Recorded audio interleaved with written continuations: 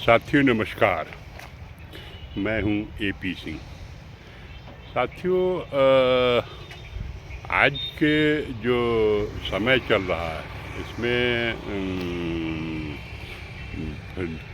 Net का इसका काफ़ी उपयोग किया जा रहा है और सुविधाएं तो बहुत बढ़ गई हैं, लेकिन धीरे धीरे इस जो पूरी सुविधा का इसका जो दुष्परिणाम है वो भी अब देखने में आने लगा है।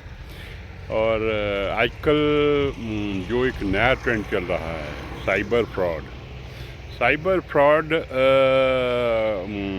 अब धीरे धीरे हम लोगों के समाज में इतना कॉमन होता जा रहा कि इसमें पढ़े लिखे लोग भी जो अच्छे रिटायर्ड हैं या सर्विंग हैं वो भी फंसते जा रहे हैं और काफ़ी बुरी तरह से फंसते जा रहे हैं। मतलब आप ये देखिए, कई बार ऐसा होता है कि इस साइबर क्राइम के चक्कर में, साइबर फ्रॉड के चक्कर में लोग करोड़ों रुपए अपना गंवा देते हैं और करोड़ों रुपए गंवाने के बाद भी फिर उसके बाद फिर आप जब आपको होश आता है तो फिर आप FIR करिए, वो करिए, लेकिन उसका कोई वो रिज़ल्ट मिलता नहीं। तो साइबर फ्रॉड जो पूरा ऑपरेट हो रहा है वो बड़े सिस्टमेटिक ढंग से ऑपरेट हो रहा है। इसको पकड़ पाना एक सामान्य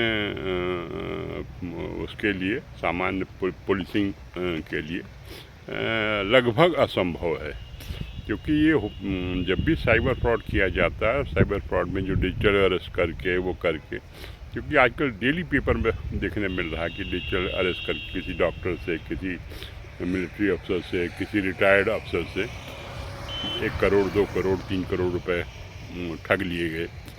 और जब उसको पता चलता है कि मैं तो ठगा गया हूँ, तब वो जाके रिपोर्ट करते हैं, वो करते हैं। लेकिन इसका जो सबसे बड़ा माइनस पॉइंट है कि जिस खातों में ये रकम ट्रांसफ़र करवाई जाती है वो खाते ज़्यादातर लोगों ने बेच रखे होते हैं। मतलब जो खाते हैं कि भैया हम आपको एक मुश्त रकम इतनी दे देते हैं, आप खाता मुझे दे दीजिए, मैं ऑपरेट करूँगा।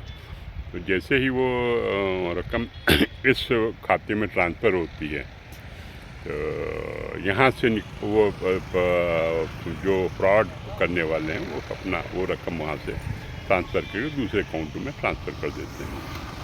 और अब इससे बचा कैसे जाए, क्योंकि इससे बचने के लिए तो आपको सबसे पहले तो ये है कि भाई आप किसी भी अननोन कॉल जो व्हाट्सएप में आ रहा है या दूसरे किसी मेथड से आ रहा है उसको बिल्कुल मत पिकअप करिए।